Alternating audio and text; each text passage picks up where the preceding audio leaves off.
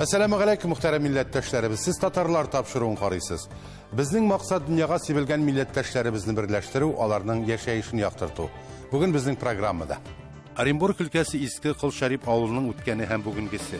Яш малайны урлап, алып киткәннәр. Аңа раб иттереп урнашкан инде. Раб татарча кыл булган бит инде. Шуңардан Кылшариф дигән авыл исеме чыккан инде безнең. Сургутта яшәүче бер туган Әгләмовлар. Безнең бизнес уңышы халыкта, коллективта. Алар ваша дип сөйләшмиләр. Предприятие турында сөйләшкәндә, оешма турында наша дип сөйләшәләр. Ул баянны 3нче сыйныфта укыганда укулына ала. Ижауда яшәүче Илфат Вәлиев. Элек безнең яшь чагында өйрәтүче юк инде аны, үзең өйрәнмәсәң берсе дә өйрәтмиләр инде. Назиф исемле малай белән шул барча авылында инде уйный башлады гармунда. Ул бер ки өйрәнә, мин бер ки өйрәнәм, шулай иттереп китте. Тапшыруыбыз ахырында тарихи кадр сәхифәсе.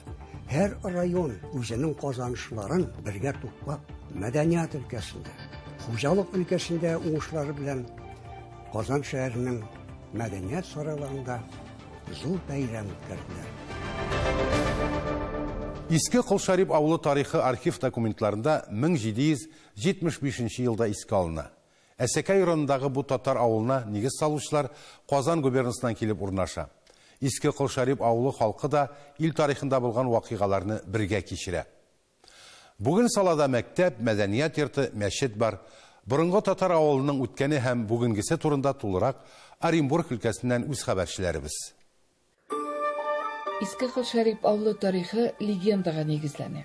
Яш малайны алып киткәннәр, урлап, аңа раб иттереп урнашкан инде. Раб татарча кыл булган бит инде. Шуңардан Кылшариф дигән авыл исеме чыккан инде безнең. Кылшарифның 3 браты булган, Солтангыл, Мыкмынгыл, имя үзе Кылшариф. Һәр бер җирлек үзәгендә белем алу учагы була. Уку йортында, төрле чырларда үзгәреш кичерә. Иске Кылшариф мәктәбе башлангыч мәктәп был башлана 1917 елда.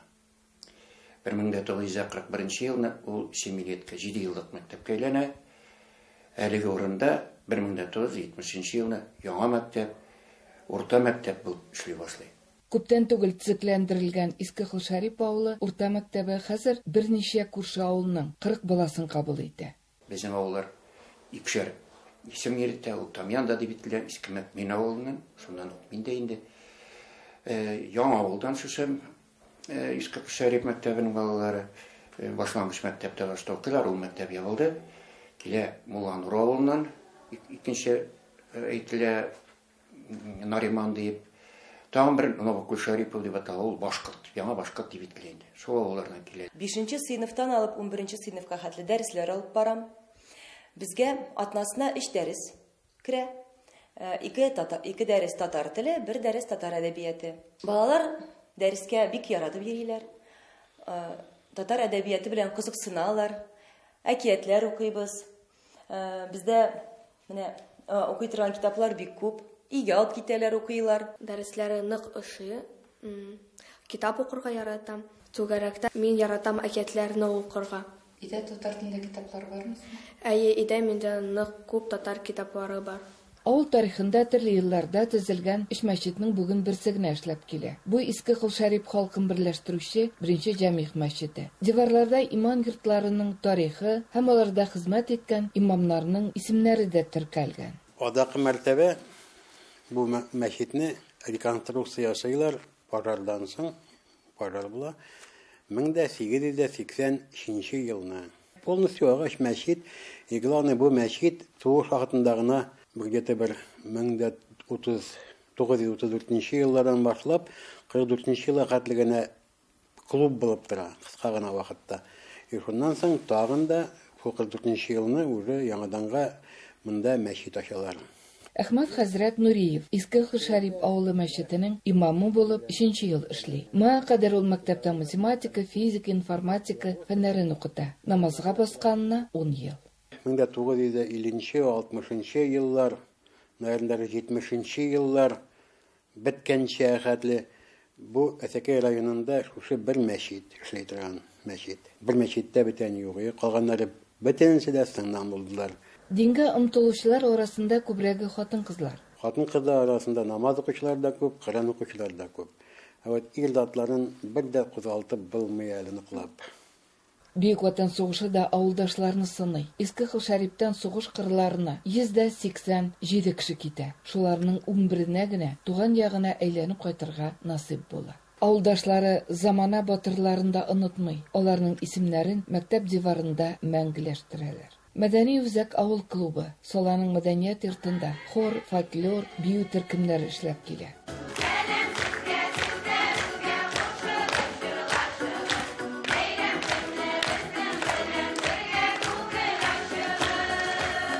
Ахирәтләр төркеме инде күптәнге төркем. Аның беренче булып Ильяс абыйлар башлап җибәргән булганнар инде. Утырып җыелдык та, әллә яңадан шушы төркемне яңадан башлап җибәрәбезме дип уйлаштык. Шәфкать туташы да бар укытучылар, бар сәүдә итүчеләр. Өйдә утыручы халык инде бик утырып тормый, шушлай матур итеп җыелышып бәйрәмнәргә әзерләнәбез. Салада 400 тирәсе халык яши. Үзенең татар булуын Иске Хылшариф халкы һәр вакыт раслый белгән. Мәктәп музее моңа дәли. Һәр бер иске әйбер ул тарихны чагылдыручы, кешеләрнең тормыш һәм язмыш өлеше. Оренбур өлкәсеннән Фирүзә Абсалямова, Ринат Абсалямов, татарлар. Ханты-Манси автономияле бүлгесенә сәяхәтебезне дәвам итәбез. Шунысы сокландыра милләттәшләребез, кая барса да үз урынын таба, югалып калмый, үз эшләрен ачып башка татарларга да эш биреп, бер-берсенә ярдәм итеп яшәгән милләттәшләребез шактый. Сурур шәһәрендә дә шундый эшмәкәрләр белән танышык. Бер туган Әгләмовлар запчастлар сату белән шөгыльләнә. Тулырак киләсе сюжетта. Безнең кибетләрдә номенклатура шуныкар киңки, менә любой модификацияны болтынан тотынып, машинасына кар җеп чыгарга була. Шуның өчен менә бу инде ни буенча безнең Сургут буенча, округ буенча әйтәләр. Езжайте к татарам, у них все есть. Татары диләр. Шуның өчен ул безнең берен дип санала. Бу, зур бәя дип саныйм инде. Миндар Әгъзәм улы Әгләмов заманында 18 ел Сургутның нефть һәм газ эшкәртү оешмасында транспорт бүлегендә эшләгән. Абыйсы Фазыл Әгъзәм улы шунда ук 20 ел махсус техника буенча хезмәт куя. Ике белемне кушалар да бергә яңа эш ачарга булалар. Иң башта Сургуттан 12 чакрым ераклыкта гараж сатып алганнар. Гаражный кооперативта бер гараждан тотынган иге бит. Менә бәйге секендә Сургутта гына менә шундай 1000 квадрат, менә 3 этаж монда 1000 квадрат кибетләр бар һәм округ буенча безнең бар Ханты-Мансийскида 3000 квадрат кибет. Анасын бар Нефтьюганскида, анда где-то 1000 квадрат. Калымда 2000 квадрат. И хәзерге көндә бик зур кибет. Ашабыз инде ноябрьскида, анда кибетебез бар, тагында зур әйтәмник дигәндә номенклатураны күрсәтергә кирәк. Бер туган Әгләмовларның Сургуттагына да 4 кибетләре, 5 күпләп сату складлары бар. Алар Россиянең төрле төбәкләрендәге күп кенә машина заводлары белән эшли. 23 заводның дилеры. Запчасть сату тимер биреп җибәрә генә түгел. Может быть, дөрес билмәсәң, может аны бүтән модификация итүчән өчен супер специалистлар кирәк. Безнең бизнесның уңышы халыкта, коллективта. Алар ваша дип сөйләшмиләр, предприятие турында сөйләшкәндә, оешма турында, наша дип сөйләшәләр. Үзенеке кебек сөйләшәләр. Бизнес һәр вакытта да киңәеп торгачсың, кешеләрне алып торабыз ничек. Соңгы вакытта инде Татарстаннан, Башкортстаннан, әшү бөлеменә Башкортстаннан халык килә, Татарстаннан килми, видимо, анда Татарстанда балада акча. Моннан 25 ел элек үз эшләрен башлаганда оешмада 5-6 кеше генә була.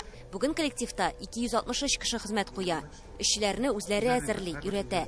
Шимбәләрдә белем көне уздыралар, хезмәткәрләр һәр яңалыктан хәбәрдар тора. Офиска керүгә шуңа игътибар иттек. Биредә эшләүчеләрнең һәр берсе түбәтәйдән. Чит җирдә һәр милләт үз халкын үзенә терәк эзли.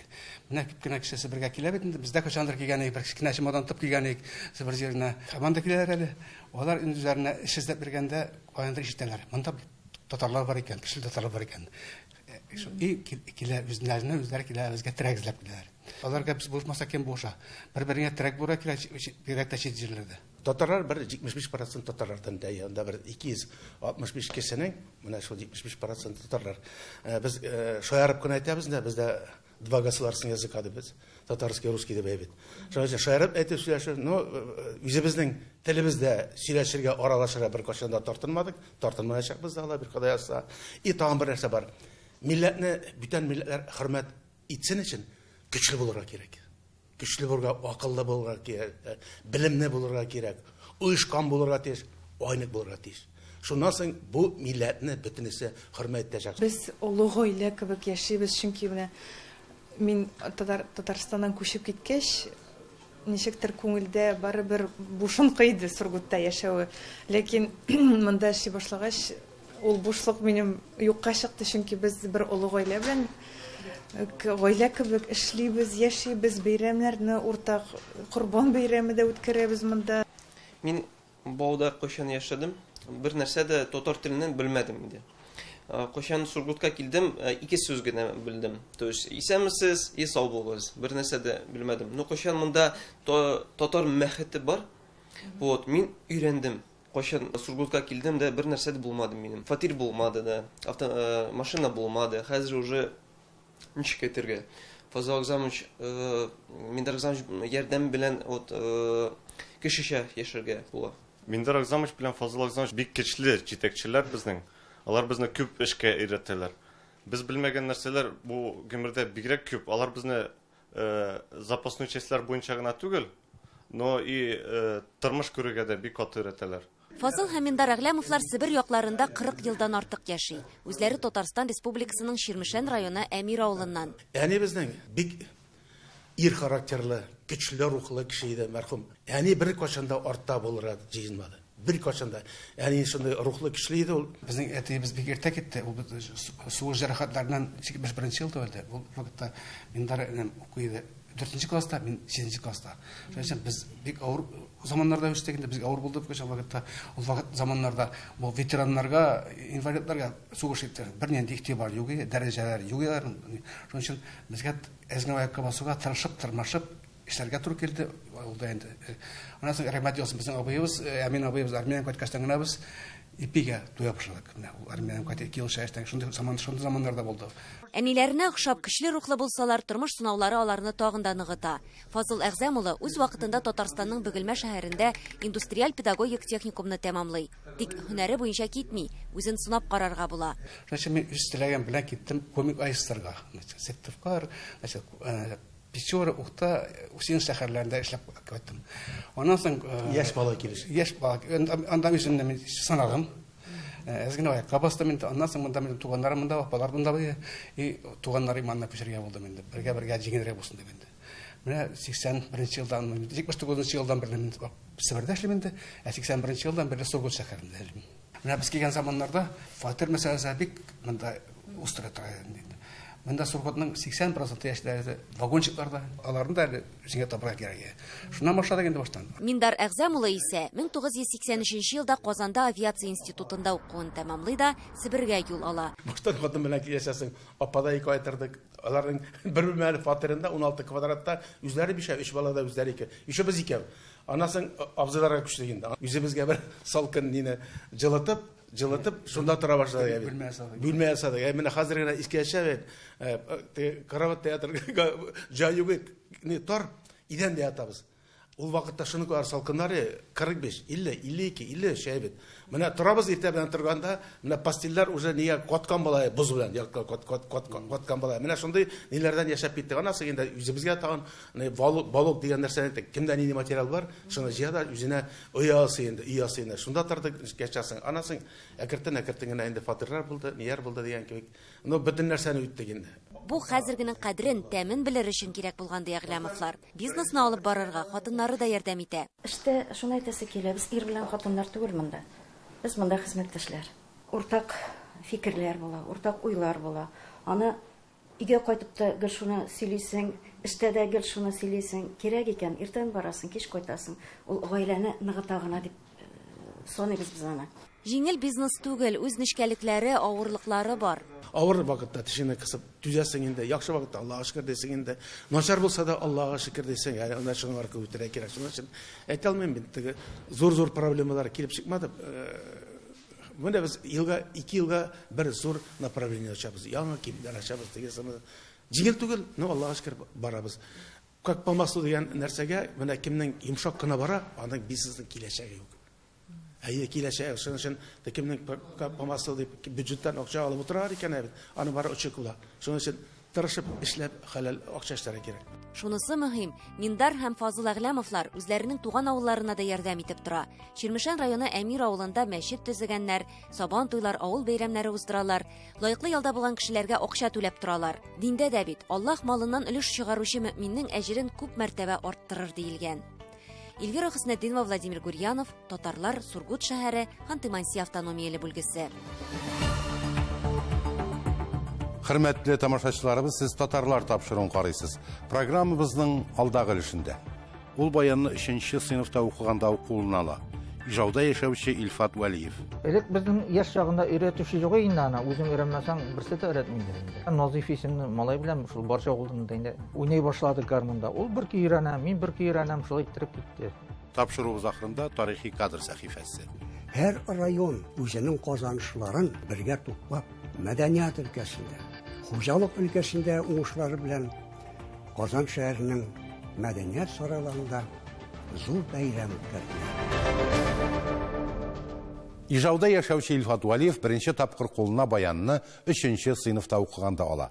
Һәм шуннан соң иҗат сәнгатьтән айрылмый. Лайыклы ялга чыккач та тик утырмый, Тимер юл мәдәният йортында эшләп килүче гүзәл ансамбленә йөри башлый. Ә инде музыка уен коралларыннан торган музей булдыра. Баян гармуннарга үз кулы белән бизәкләр төшерергә дә оста Илфат Валиев.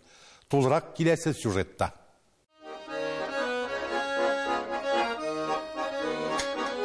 Тумышы белән Илфат Валиев Әгерҗе районының Барҗа авылыннан. Шаян, шук егет мәктәп яшеннән үк моңга тартылган.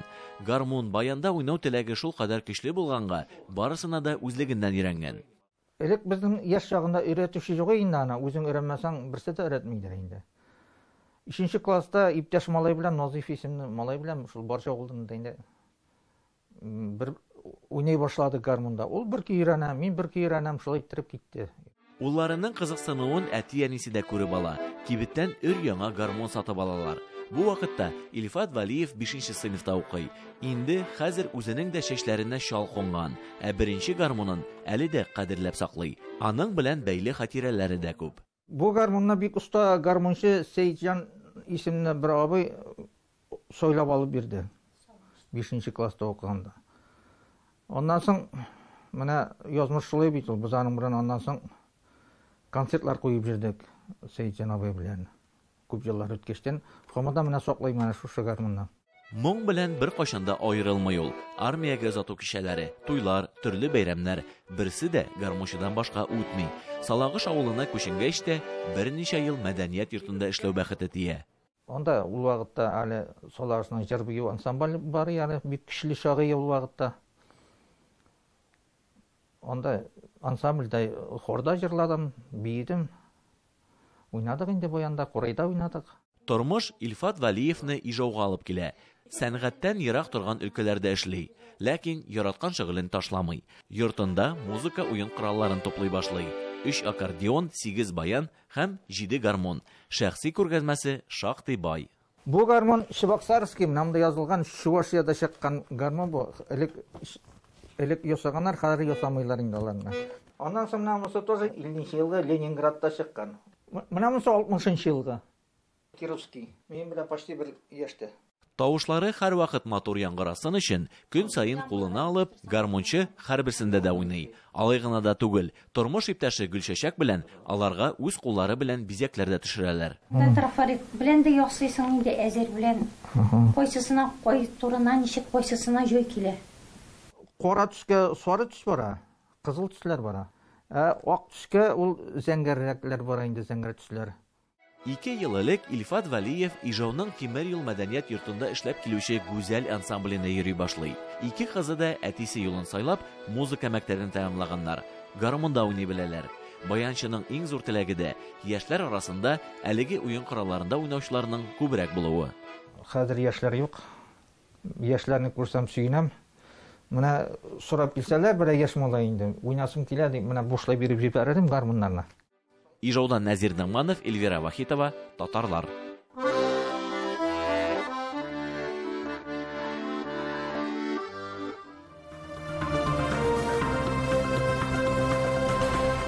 Яңа гасыр каналында төрле елларда эфирда узган тапшырулар хакында хәтерияләребезне барлауны дәвам иттерәбез. Сүз тарихи кадр сәхифәсендә татар телевидениесына 60 ел тугры хезмәт итүче хезмәттәшебез Рөстәм Набиуллинга. Бүген ул шәхси архивыннан нинди кызыклы мәгълүматлар җиткерер. Хәзер белербез.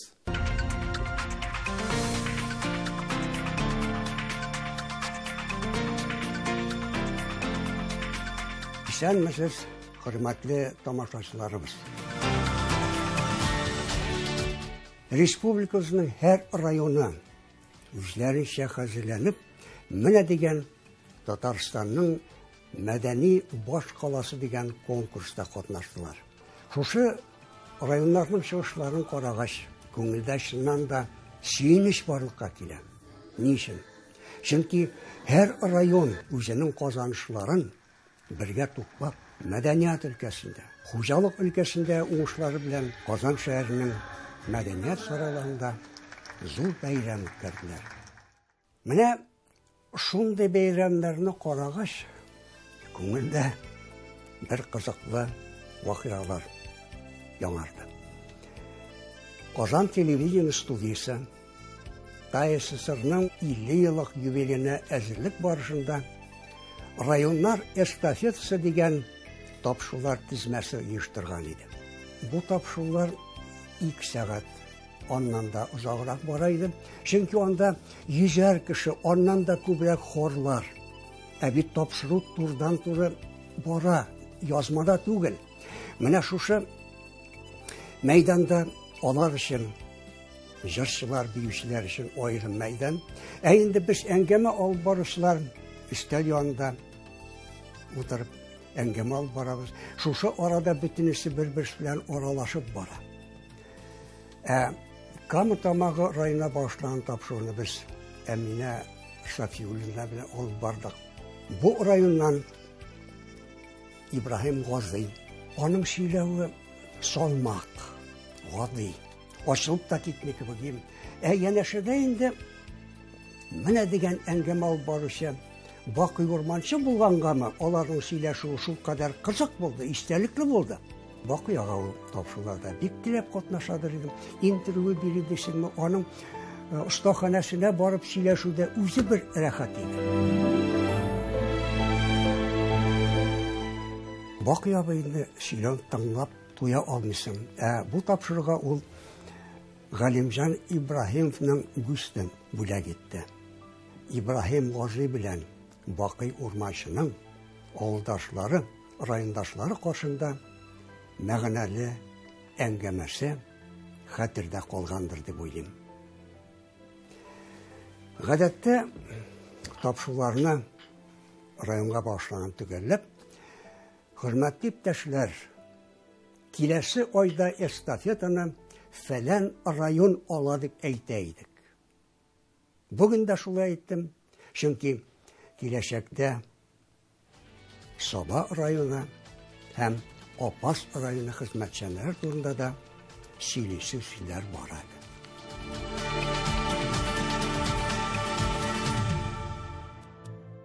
Татарлар игътибар үзәгендә сәяхәтләрен дәвам итә һәм милләттәшләребезнең яшәешен сезгә җиткереп бара, хөрмәтле тамашачыларыбыз.